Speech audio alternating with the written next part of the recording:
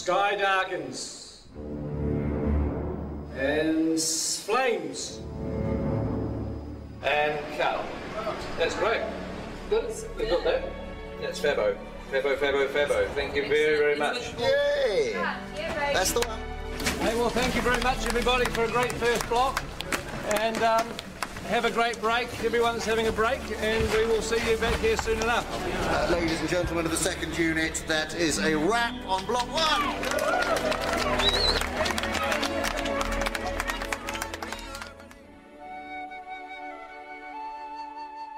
So we're just going to get one more pickup in Bag End. Hello. Yep. Come on. Oh, sorry, hi Pete. Hey, Andy. How you Come doing? on in. Just wanted to do one more pickup in here, if that was all right. What's this? Oh, this is the video blog pickup. Yeah. That's right. There you go. End of block 1. But anyway, we just wanted to say hi to everybody because we haven't done one of these video blogs since the beginning of the shoot. God, it feels like a lifetime. Oh. It doesn't, because the first week of shooting we did with Andy as Gollum. Here's this precious thing we eat.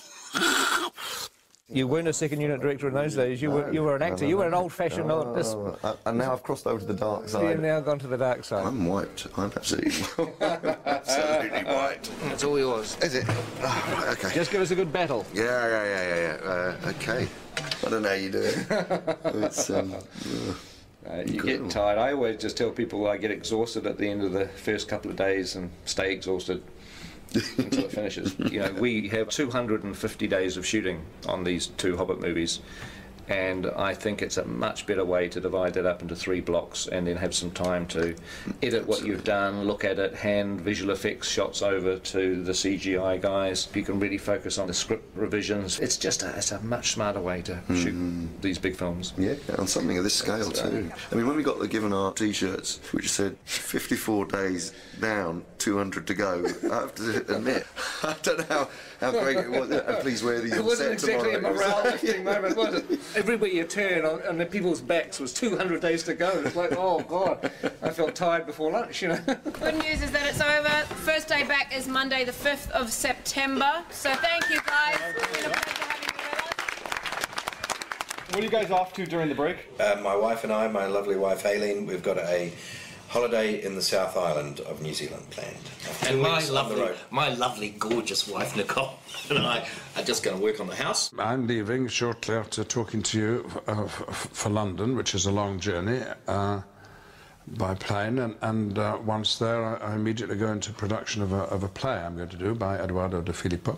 I'm going to America, to Pebble Beach, in a week to play some golf. Work on my tan so that I can really freak the makeup people out when I come back. I'm having a break. I'm having 4 weeks off. Bit of sleeping in. My favourite hobby. First we're going to Australia to see our eldest daughter. I'm going to run a marathon. I'm going to attempt to sort of write and record a bit of a psychedelic sludge rock album. Hitting the fabric shops in central London. I go home to Thailand tomorrow. To Barcelona. To meet Doctor Who fans from Spain. Bali for 11 days. London and Paris to see friends. Manhattan Beach, because it's the closest beach to the airport. I haven't been home for the last 3 years back in Belgium, so my mum is cracking the whip. And then I'm going to Vegas and spend all my hard-earned cash. Do some more swimming and lots of golf. Probably get a little bit drunk, a little bit on a holiday. I'm looking forward to going back with mates and getting on the drink, where I'm not going to get a bad reputation because they already know what I'm like. And then I'm going back to Ireland to see my family and see some of my mates in Belfast for a quiet little weekend. I hope no one phones me for about 3 weeks at least. Hopefully come back totally refreshed and ready to rock in the next lot. What are you doing on break, Andy? Well, I'm going back home to maybe have a little bit of time off to go on holiday with the family. And then really, before you know it, I'll be back. It's weird because you get to this point when you're at the end of a block of shooting and it sort of almost feels like you're going on vacation, but it's not, because on Monday morning I'm in the cutting room editing, and I've got to have meetings with Alan and John and Dan about designing stuff for the second block, and with Richard Taylor about all the things he has to build. So in some respects I'm back into pre-production again, but also I'm in post-production because I'm editing. Plus we're in production because we're shooting these movies. So it's sort of like being in pre-production, production and post-production all at the same time. It kind of gets a bit screwy. But before I get to do any of that, I've got to jump on a plane tomorrow morning and go location scouting down the South Island. So we'll take some good pictures. Yeah, I will. I'll take some good pictures.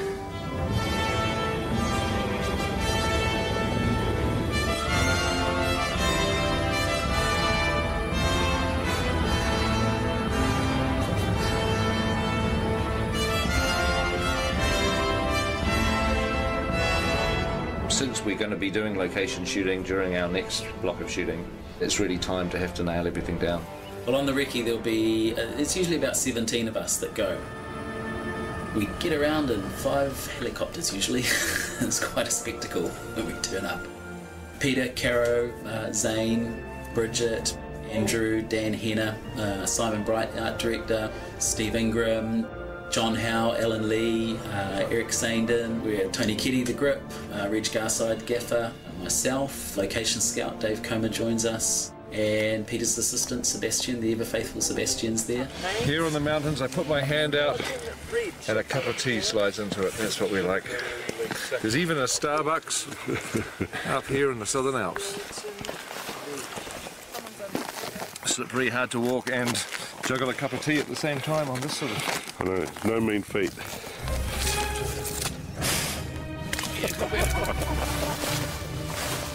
I never come prepared to these things. I always somehow imagine it's going to be dry and warm and nice.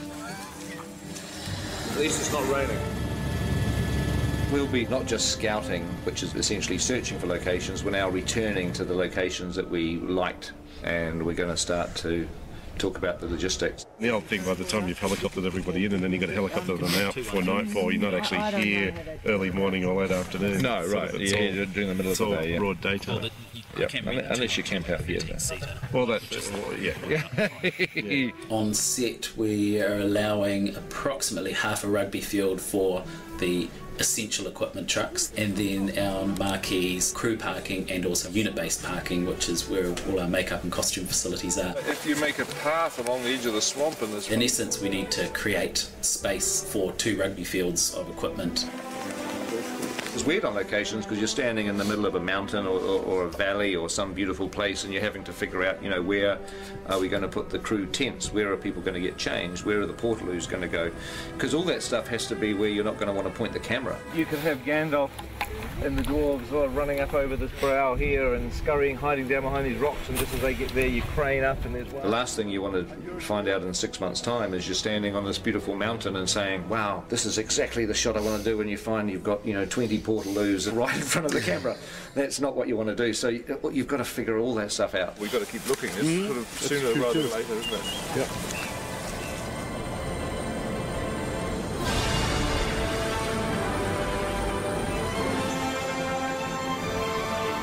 We'll be flying, I don't know, maybe 30 locations, some locations probably. We're shooting locations around the Mackenzie country, around wilder landscapes below Mount Cook.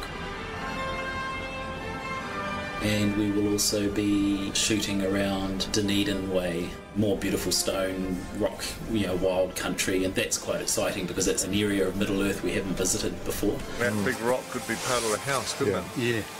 Where we're scouting presently for the edge of Mirkwood and the Anduin grasslands is south of Queenstown.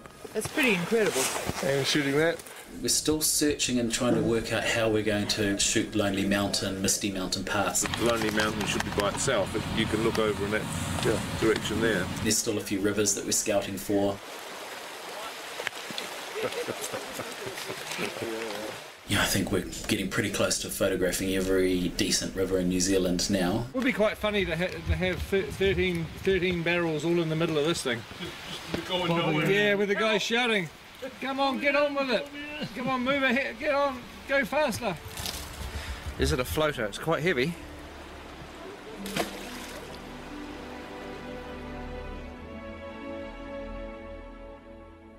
We're going to go to some reasonably remote places. Sometimes places that, you know, very, very few people have seen. There's plenty of New Zealand that we haven't seen yet. I think people think it's such a small country, and Lord of the Rings, we saw so much of it that we must have seen everything, but even we haven't. There's a huge amount of wonderful locations still to come. Quite a pretty spot, isn't it? That's great, it's a great spot. Well, we'll say goodbye for now, and hopefully you've enjoyed this update, and there may well be another one coming during the break sometime, so keep your eye out for that.